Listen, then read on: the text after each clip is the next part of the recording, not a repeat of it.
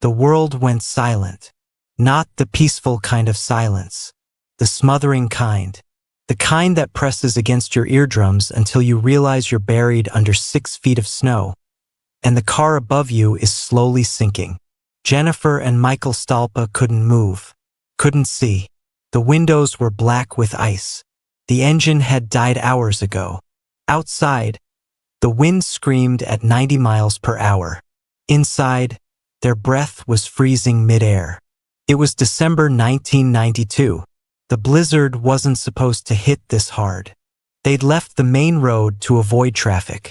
Now they were 12 miles from the nearest town, trapped in a ravine no one knew existed. Their 5-month-old son was wrapped in everything they had. But the cold was winning. Jennifer whispered to Michael in the dark, "If we fall asleep, we don't wake up." They had no food, no water, no signal, and the storm was just getting started. "My brother told me no one survives 5 days in a blizzard like this." Prove him wrong? Subscribe and drop a comment with where you're watching from. We'd love to hear from you, because what happens next? Even the rescuers didn't believe it. 3 days earlier, Jennifer and Michael Stolpa were on their way to a funeral. They lived in California. Michael was 26, a construction worker with steady hands and a calm head. Jennifer was 25, sharp-minded, careful, the kind of person who always had a backup plan. Their son, Clayton, was 5 months old. This was his first long road trip. The funeral was in Idaho. It was for Michael's grandmother. They'd left early to avoid the mountain pass traffic. But when they reached northern Nevada, just south of the Oregon border, they saw the signs. Road closed, blizzard warning. The main highway was shut down. The detour added 4 hours. Michael checked the map. There was a back road, a Forest Service route that cut through the hills. It was shorter. It was marked as open. Jennifer hesitated. "It's December. Are we sure about this?" Michael looked at the GPS. The road was there. It was labeled. "It'll save us time," he said. "We'll be fine." They turned off the highway. For the first hour, it was quiet. The road was narrow but paved. Snow dusted the trees. Clayton slept in his car seat. Jennifer watched the landscape roll by, endless white, endless trees. Then the pavement ended. The road turned to gravel, then dirt, then just tire ruts in frozen mud. Michael slowed down. "This doesn't feel right." Jennifer checked the map again. "It says it connects back to the main road in 20 miles. But the snow was getting heavier.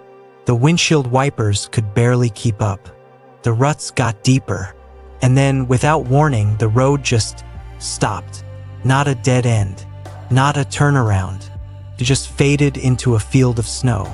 Michael stopped the car. He got out. The wind hit him like a wall. He could barely see 10 feet ahead. There were no signs, no markers, just white. He got back in the car. "We're lost." Jennifer's stomach dropped. "What do you mean lost?" "I mean the road is gone. There's nothing out there." They tried to turn around, but the snow was too deep. The tires spun. The car lurched forward and slid sideways into a shallow ravine. The engine stalled. Michael tried to restart it. Nothing. Jennifer looked out the window. The snow was coming down harder now. The trees were bending under the wind. "We need to call someone," she said. Michael pulled out his phone. No signal. Jennifer tried hers. Nothing. They were 12 miles from the nearest town. No one knew they'd taken this road. And the blizzard was just beginning. The first night, they stayed in the car. Michael kept the engine running as long as he could. The heater worked in short bursts, but the gas gauge was dropping fast. Jennifer wrapped Clayton in blankets, then her jacket, then Michael's jacket. She held him close to her chest, using her body heat to keep him warm. Outside, the wind howled. Snow piled up against the windows. By midnight, they couldn't see out anymore. Michael turned off the engine. "We need to save gas," he said. Jennifer nodded, but she could already feel the cold creeping in. Her fingers were numb. Her breath came out in clouds. Clayton started crying. Not the usual baby cry, this was different. Weak, tired. Jennifer rocked him. "It's okay, baby. It's okay." But it wasn't okay. By morning, the car was buried. Michael tried to open the door. It wouldn't budge. Snow had packed against it, sealing them in. He shoved harder. Nothing. Jennifer's voice was shaking. "Michael, we're trapped." He punched the door. Again. Finally, it cracked open, but snow poured inside. He shoved it back with his hands, creating a small opening. Cold air flooded the car. Outside, the storm was still raging. Visibility was 0. The temperature had dropped to 10 below. Michael climbed out. He could barely stand. The wind knocked him sideways. He looked around, nothing but white. No road, no tracks. The ravine they'd slid into was now a snow pit. He got back in the car. "We're stuck. We're not getting out of here until the storm stops." Jennifer looked at him. "How long will that be?" Michael didn't answer. They rationed everything. They had half a bag of Cheetos, a can of soda, some melted snow for water. That was it. Jennifer breastfed Clayton, but her milk was drying up. She was dehydrated, exhausted. Her body was shutting down. By the second day, Clayton stopped crying altogether. He just lay in her arms, barely moving. Jennifer whispered to Michael, "He's too cold." Michael wrapped him tighter, but he could feel it too. Clayton's skin was ice. That's when Jennifer made a decision. "We can't wait for rescue. We have to walk." Michael stared at her. "Walk? In this? We stay here, we die. All 3 of us." Michael knew she was right, but walking in a blizzard with a 5-month-old baby? It was suicide. Still, staying was also suicide. They made a plan. They'd wait until the storm slowed. Then they'd walk downhill. Downhill always led somewhere. A road, a river, a town. But the storm didn't slow. It got worse. On the 3rd day, they tried anyway. Michael carried Clayton. Jennifer carried what little they had. They climbed out of the ravine and started walking. The wind was so strong it knocked them over. The snow was up to their waists. They couldn't see where they were going. They couldn't feel their feet. After an hour, they'd only made it a 1/4 mile. Jennifer collapsed.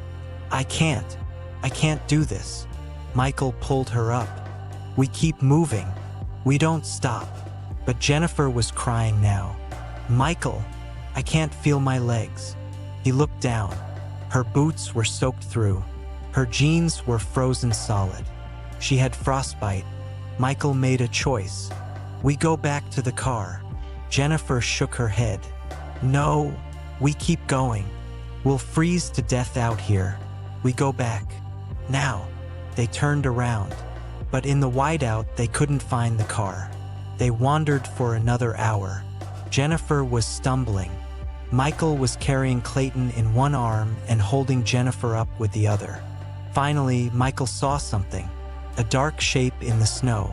The car. They crawled back inside. The doors were frozen shut again. Michael kicked them open. They collapsed in the back seat. Jennifer was shaking uncontrollably. Michael wrapped her in everything they had. But it wasn't enough. That night, Jennifer whispered, "I don't think we're getting out of this."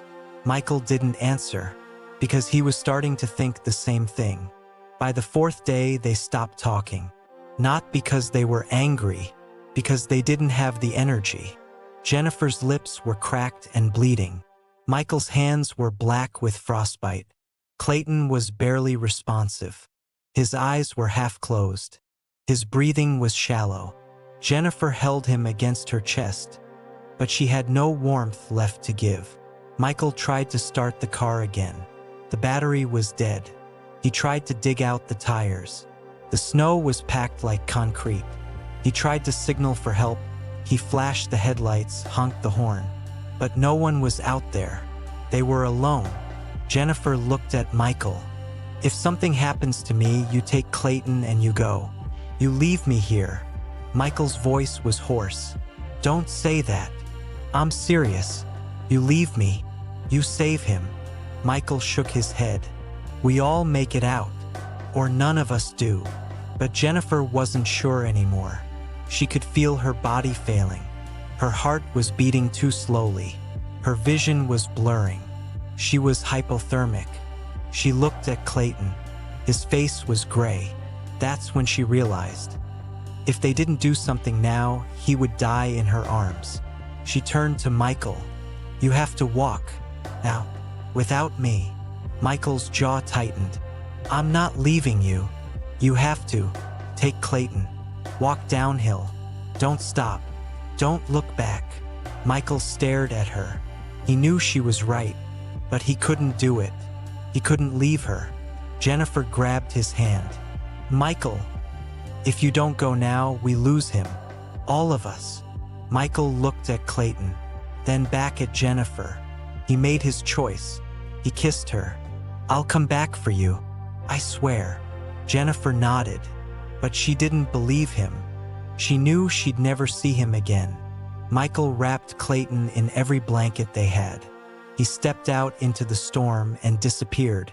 Jennifer sat alone in the car. The wind howled. The windows were black. She closed her eyes and waited, but Michael didn't make it far. The cold was unbearable. He could barely feel his arms. Clayton was limp in his hands. He didn't know if the baby was alive anymore. He kept walking. One step, then another. His legs gave out. He fell face first into the snow. He lay there. He wanted to stay down. It would be so easy. Just close his eyes. Just rest. But then he felt something. A faint heartbeat against his chest. Clayton was still alive. Michael pushed himself up. He kept walking. After 2 hours, he saw something. A shape in the distance. Dark. Solid. A cave. Not a real cave. Just an overhang. A rock formation with a hollow underneath. It was small.